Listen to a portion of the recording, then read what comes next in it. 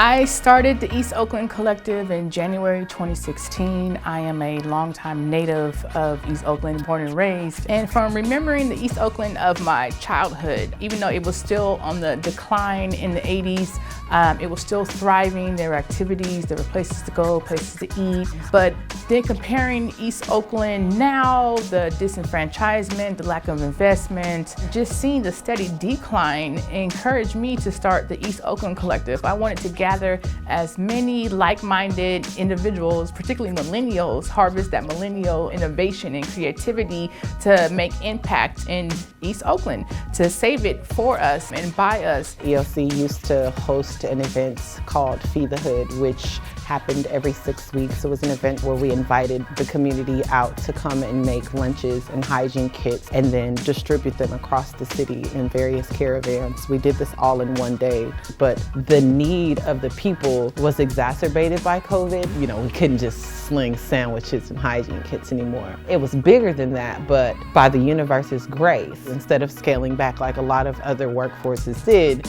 we ramped up because the needs of the people were greater than they had been before. And so now we distribute hot meals Monday through Friday, and then now we give groceries on Tuesdays and Thursdays. But it was really birthed out of the Feed the Hood program to now we feed the people every day.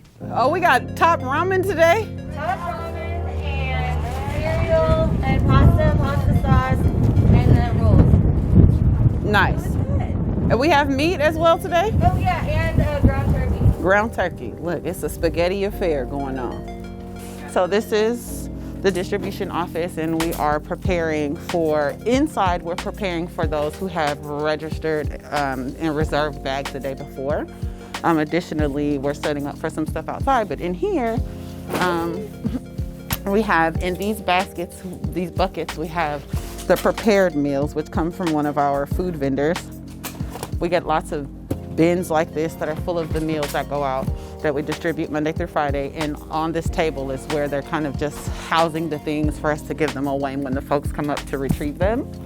And as you can see, folks are already starting to line up. We start at 11, it's 10:35. And just as sure as I mentioned, yeah, they're coming from down the street and they're gonna roll right up here. And the folks, a lot of them know the drill. So you'll see, like this woman here, she's not stopping at the gate. And I'm about positive she's gonna come stand in this line because she's reserved. Hola, buenos días, ¿cómo estás? Bien, bien. ¿Llamaste ayer? We listen to the people. Some folks will tell us, you know what, you're always giving Cheerios. I don't eat Cheerios, or I don't have any teeth. So it really is a matter of just listening to what the folks need and just, you know, making sure that we, as a trusted entity in East Oakland, particularly Deep East Oakland, that we remain trustworthy in doing what's right by the people. In Deep East Oakland, there's like a collective green space initiative where Black folks are trying to reclaim green space and recognizing it for a place of quality of life that we can have. It's like a rumor or just a myth that being outdoors or being nature inclined is like a white thing or whatnot. And it's like, that's not true. It's, you know, natives, indigenous folks, and Black folks from all different parts of the African diaspora have been connected to the land, and we're trying to get back to that activity. Collectively, the East Oakland Collective, the Black Culture Zone, like we're trying to work together to activate green spaces like the Martin Luther King Jr. shoreline that's right in the backyard of Deep East Oakland and is really not highlighted as an asset of the community. So we're gonna hop on the 73rd. Well, the day that we took the tour out to the shoreline, so basically what we was doing again was putting ourselves in the resident's shoes. We was putting ourselves in the shoe of a resident who don't have car access. We really just wanted our fellows and our planner to get the firsthand experience of taking that bus route down Hagenberger 73rd and just, you know, seeing how that experience was down to the shoreline, and also show some of our fellows the shoreline for the first time and just recognize firsthand the potential that it has. This is a really an asset that we need to really help protect and preserve and make sure that it, when it is enhanced, that it also have the enjoyments and benefits for Black people. EOC has taken the initiative to be kind of like the lead voice in building relationship with the East Bay Regional Park District. So we're meeting bi-monthly to hold that space, to build relationship. And so right now we're at the point of just letting everybody come to the table and talk about what they currently have going at the Shoreline, and then we want to kind of together reimagine and vision.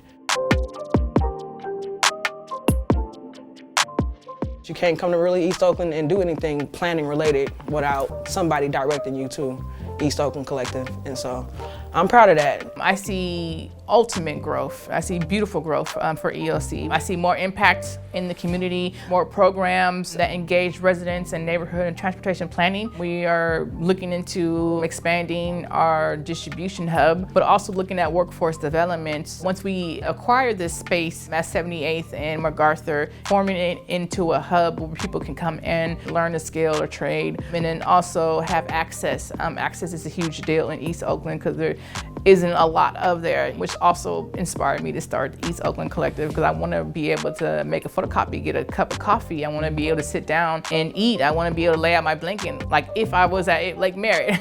You know, I want to be able to do that in East Oakland. So I see expansion. We're not interested in being a huge, nonprofit, but we're interested in making huge impact in the community.